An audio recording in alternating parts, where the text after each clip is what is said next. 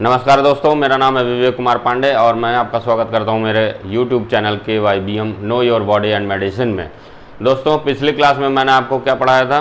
Positive feedback system के बारे में। इसको एक बार हम फटाफट रिवाइज कर लेते हैं। पॉजिटिव फीडबैक सिस्टम मैंने आपको बताया था कि आपका is a system that tends to reinforce और strengthen a change in the body's control condition. हमारे बॉडी का जो कंट्रोल्ड कंडीशन होती हैं उनमें से कोई भी एक बॉडी के कंट्रोल कंडीशंस में आपका अगर कोई चेंज होता है और उसको अगर बढ़ाने का काम करता है, रेनफोर्स करने का काम करता है, तो वही हमारा पॉजिटिव फीडबैक सिस्टम होता है।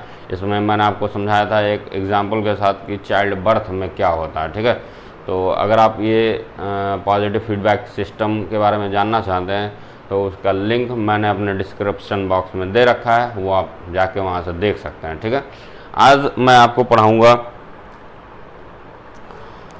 होम्योस्टैसिस में एक लास्ट और टॉपिक है होम्योस्टैटिक इम्बैलेंस। एक और अभी ये छोटा सा टॉपिक है होम्योस्टैसिस, बहुत ही बड़ा टॉपिक था।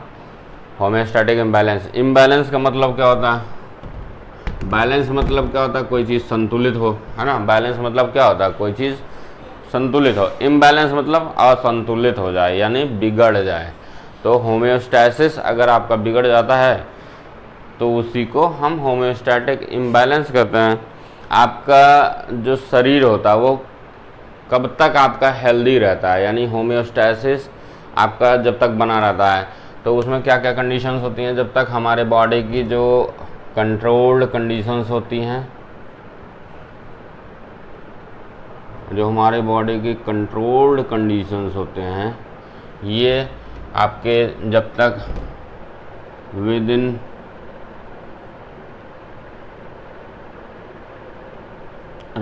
नैरो लिमिट ऑफ रेंज में मेंटेन रहते हैं तब तक हमारा बॉडी हेल्दी होता है। बॉडी की सभी कोशिकाएं फंक्शन करें efficiently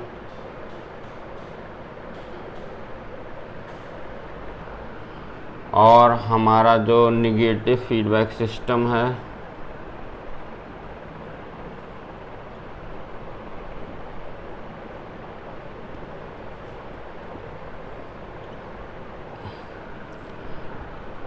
systems maintain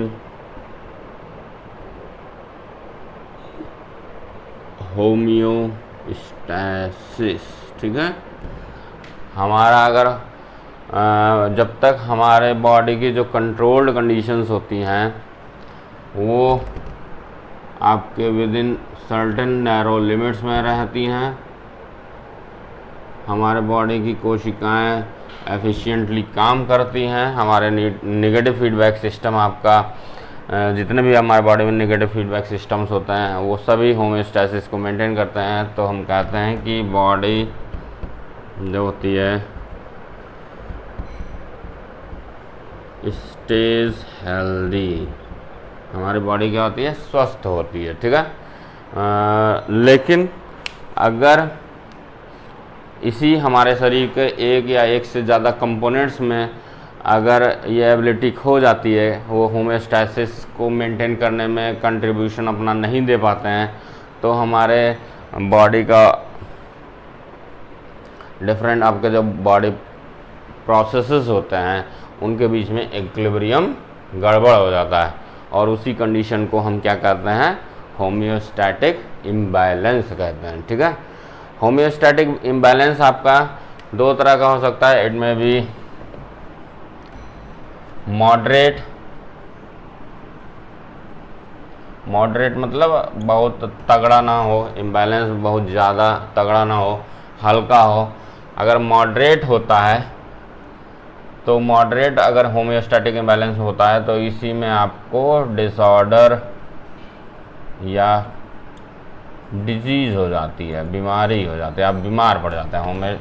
homeostatic imbalance अगर आपका मॉडरेट होता है तो उसमें आपको डिजीज़ या डिसऑर्डर हो जाता है। ठीक है, और दूसरा अगर ये सीवियर होता है, मतलब ही आपका होम्योस्टैटिक इम्बैलेंस बहुत ही सीवियर हो जाए, बिगड़ जाए बहुत ज़्यादा, तो इससे आपका क्या हो जाता है, आदमी की मृत्यु हो जाती है, मर जाता है। ठीक है। अब ये डिसऑर्डर और डिजीज क्या होता है ये देखिए आप।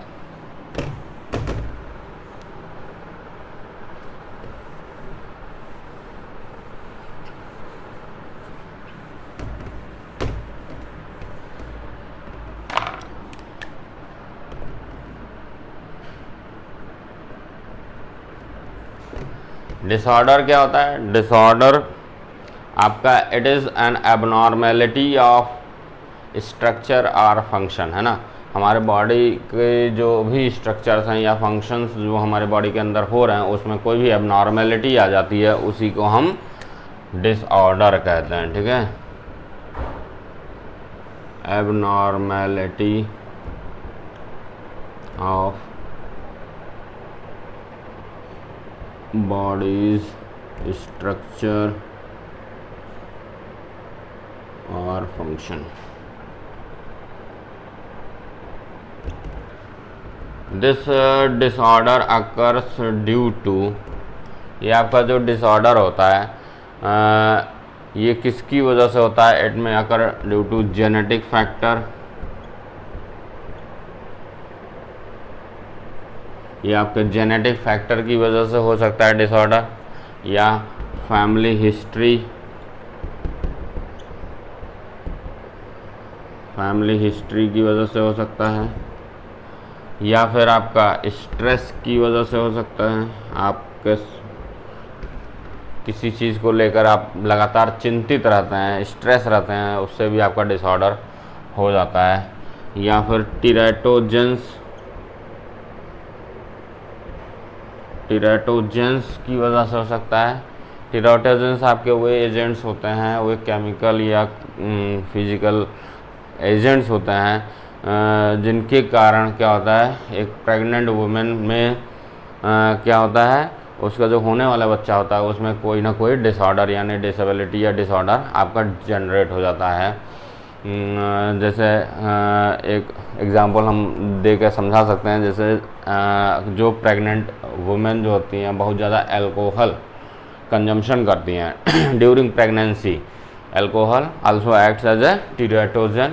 वो अल्कोहल क्या होता है, जब ज़्यादा कंजम्पशन हो जाता है तो वो बच्चे में जो है प्लेसेंटा के थ्रू उसमें भी जाता है, और उससे क्या होता है, बच्चे के हाथ पैर या कुछ और अंग आपके अंडर डेवलप्ड रह जाते हैं, तो यही टीरेटोजेंस कहलाते हैं। तो इससे भी आपका डिसऑर्डर डेवलप होता है। इसके अलावा traumatic condition,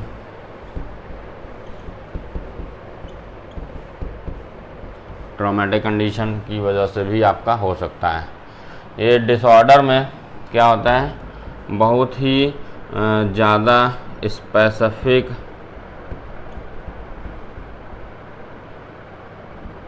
sign and symptoms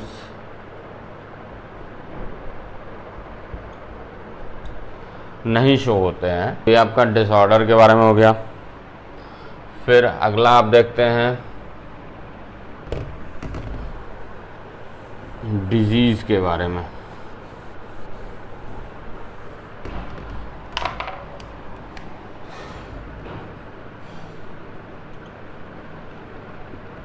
disease आपका क्या होता है? Disease it is a specific term given for illness. ये हमारा एक प्रकार का इलनेस ही होता है, but it has a characterized with a recognizable set of sign and symptoms. इसमें हमारा क्या होता है, एक रिकॉग्नाइजेबल सेट होता है जिससे हम पहचान सकते हैं साइन और सिम्टम्स का।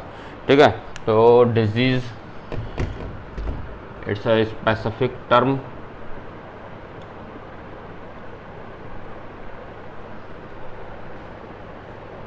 used for illness characterized by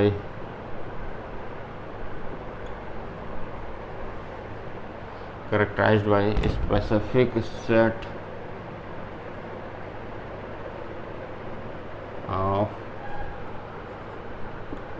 sign and symptoms, ठीक है।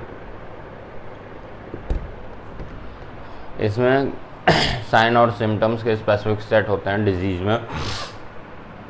ये आपके जो बीमारी होती है, जो डिजीज़ होती है, इट में भी लोकल, ये आपकी या तो लोकल हो सकती है। लोकल होने का मतलब कि बीमारी आपके किसी एक शरीर के किसी एक पार्ट में, है ना, या एक रीजन में हमारा फैलता है, तो इसको हम लोकल डिजीज़ कहते हैं। और दूसरा, इट में भी सिस्टमिक, द डिजीज़ में भी सिस्टमिक आपका, इसमें जब बीमारी आपका क्या होता है, पूरे शरीर में फैल जाता है या many regions of the body में फैल जाता है, तो वो बीमारी डिजीज़ सिस्टमिक डिजीज़ कहलाती है, ठीक है। लोकल डिजीज़ क्या होता है? लोकल डिजीज़ आपका जब ये बीमारी आपका जो होता है एक वन पार्ट या वन रीजन में आपका अगर बीमारी होती है तो वो आपका लोकल कहलाएगा। होल बॉडी में या मेनी रीजन्स में अगर आपकी बीमारी हो जाती है तो यही हमारे सिस्टमिक डिजीज़ कहलाती है, ठीक है। फिर आपका ये डिजीज़ जो होती है वो हमारा जो बॉडी का स्ट्रक्चर और फंक्शन होता है उसको चेंज कर देता है, ठीक है। It altars body structure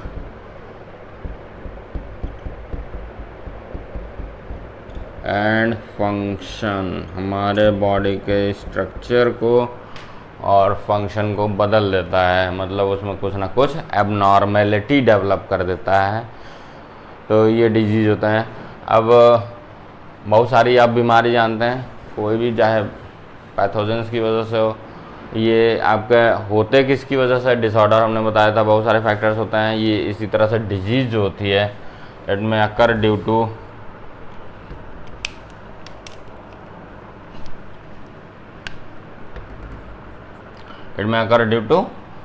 external factor.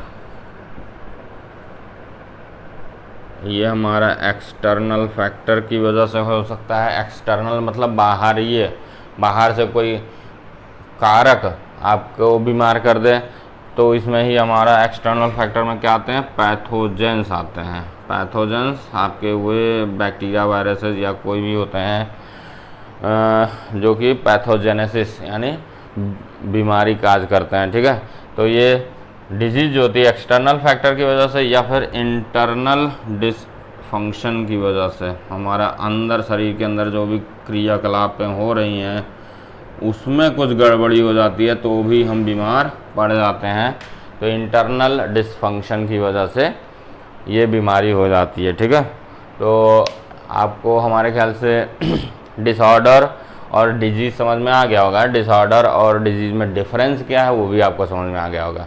हमने डिसऑर्डर क्या बताया था कि it is the abnormality of structure and function, जबकि ये क्या होता है डिजीज़ आपका, ये हमारा एक प्रकार का इलनेस होता है जिसमें आपके characterized set of sign and symptoms होते हैं। डिसऑर्डर में आपके जो हैं characteristic set of sign and symptoms नहीं होते हैं। डिजीज़ आपका लोकल होता है, ये मतलब हमारे बॉडी के किसी एक पार्ट में हो सकता है या एक रीजन में हो सकता है। इनमें भी सिस्टमिक यानी होल बॉडी पार्ट या मेनी रीजन्स में हो सकता है। फिर हमने डिसऑर्डर में बताया था be occur due to many factors, like genetic factor था, फैमिली हिस्ट्री है ना, टीरेटोजेंस, ट्रॉमेटिक कंडीशन या स्ट्रेस की वजह से आपका डिसऑर्डर होता है। जबकि डिजीज होती है वो एक्सटर्नल फैक्टर यानी पैथोजेंस या इंटरनल डिसफंक्शन, हमारे बॉडी के अंदर जो भी आपके नॉर्मल प्रोसेसेस चलते हैं उसमें कुछ डिसफंक्शनिंग हो जाती है तो उससे हमारी बीमारी हो जाती है। तो और डिजीज़ होती है ये हमारे बॉडी के स्ट्रक्चर और फंक्शन को चेंज कर देता है, ठीक है। तो ये इस तरह से डिजीज़ और डिसऑर्डर आपको समझ में आ गया होगा। इसी से मिलता जुलता एक और टर्म आप सुने होंगे, that is the syndrome. Syndrome क्या आता है? Syndrome is nothing but it is a group of disease, बीमारियों का घर जिसको कह सकते हैं। बहुत सारी बीमारियों एक साथ आपको लग जाएं, है ना, तो उसी को क्या कहते हैं, सिंड्रोम कह सकते हैं। तो आप देख रहे हैं इसमें हमारा क्या होता है, हर एक बीमारी के लिए एक कैरेक्टरिस्टिक सेट होता है साइन एंड सिम्टम्स का। इसमें बहुत सारी बीमारियां लगेंगे, तो सिंड्रोम में क्या होगा, it has a vast range of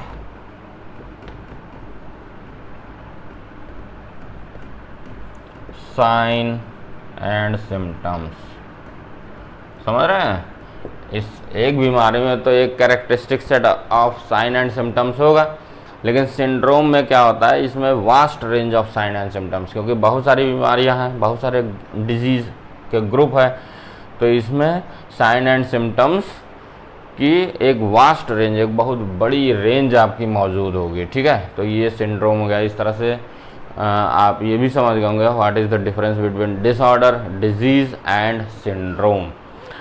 फिर इसमें एक छोटा सा टर्म आपको मैं बार बार बोल रहा हूँ, साइन एंड सिम्टम्स, ये क्या होता है, इसके बारे में थोड़ा सा जान लीजिए।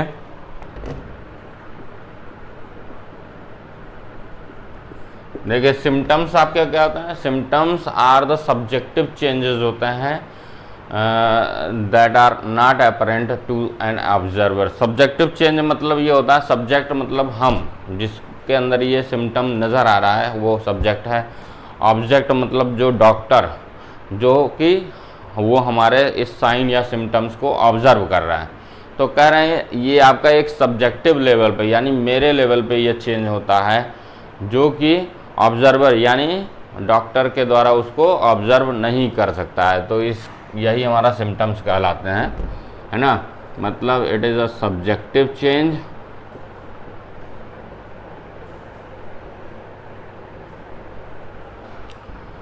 that are not apparent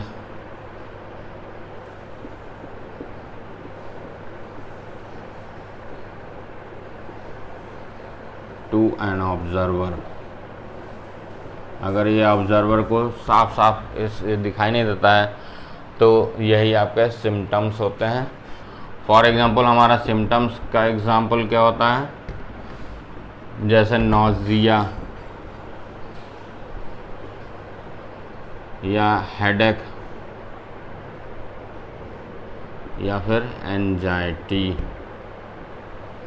आपके नोज़िया, यानी नोज़िया किसको कहते हैं, मितली आना बोलते हैं ना, मितली आ रहा मतलब वॉमिटिंग जैसा लगता है, उसी को हम नोज़िया बोलते हैं। तो ये आपका क्या होता है, ये आप महसूस करते हैं, यानी सब्जेक्ट महसूस करता है, ऑब्जर्वर को नहीं पता चलेगा, कोई ऐसा उसके पास इंस्ट्रूमेंट नहीं है जिससे वो ये चेक कर ले कि हाँ आपको मितली कितनी आ रही है, कैसी आ रही है।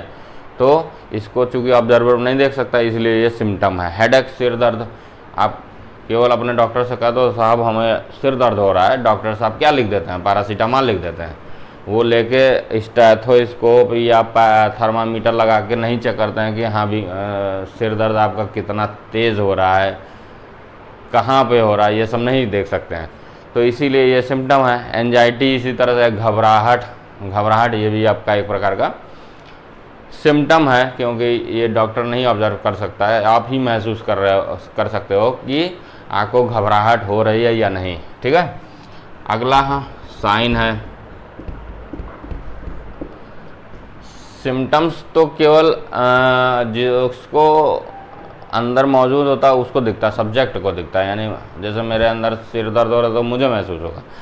साइन क्या होता है, it is an objective change होता है। ऑब्जेक्टिव चेंज मतलब इसको ऑब्जर्वर यानी डॉक्टर साहब लोग देख लेंगे, समझ जाएंगे। तो it's an objective change that a clinician can observe and measure. मतलब ये आपका साइन जो होता है एक ऑब्जेक्टिव चेंज है, जिसको एक क्लिनिशियन यानी डॉक्टर जो है इसको ऑब्जर्व कर सकते हैं और इसको माप भी सकते हैं। मतलब मैं इसको देख भी सकते हैं कि हाँ ये साइन दिख रहा, और इसको माप भी सकते हैं। ये साइन इट में भी एनाटॉमिकल, ये साइन आपको एनाटॉमिकली दिख सकता है। फॉर एग्जांपल हम देखते हैं एनाटॉमिकल में, जैसे स्वेलिंग, रैशेस, है ना। जैसे स्वेलिंग, आपका शरीर में कहीं चोट लगा या आप जाके खंबे से ऐसे खोपड़ी टकरा लिए, तो यहाँ पर आपको गुल्मा, जिसको कहते हैं ना गांव के भाषा में गुल्मा, स्वेलिंग, आपका खोपड़ी फूल जाती है, स्वेलिंग, तो ये आपको वहाँ दर्द हो रहा है, दैट इज सिम्टम। लेकिन वो जो स्वेलिंग फूला हुआ है वो डॉक्टर लोग देखेंगे, दैट इज द साइन। ठीक है। इसी तरह से रैशेज, आपके रैशेज हो जाते हैं, है ना, बॉडी में कई जगह पर रेडनेस आ जाती है ना, रेडनेस होती है, उसमें इचिंग होती है ना, और वहाँ का जो स्किन होती है वो बल्जी टाइप का दिखने लगता है। तो वो साइंस होते हैं, उसको देख के डॉक्टर साहब आपको कोई कुछ भी आपके दवाइयाँ लिख देते हैं, वो उससे सही हो जाता है। या फिर दूसरा होता है, इट में भी फिजियोलॉजिकल भी होते हैं साइंस। फॉर एग्जांपल हम देखते हैं जैसे हाई बीपी, फीवर, ये आपके क्या होते हैं, हाई बीपी हो गया या फीवर, बुखार हो गया, ये आपके फिजियोलॉजिकल साइंस होते हैं। ठीक है। तो this is all about homeostatic balance, है ना। और आप मुझे बताइए कि आपको मेरा वीडियो कैसा लगा। अगर पसंद आया तो इसे आप लाइक कीजिए, शेयर कीजिए और सब्सक्राइब कीजिए और बेल आइकन को ज़रूर दबाइए। नमस्कार, जय हिंद, जय भारत।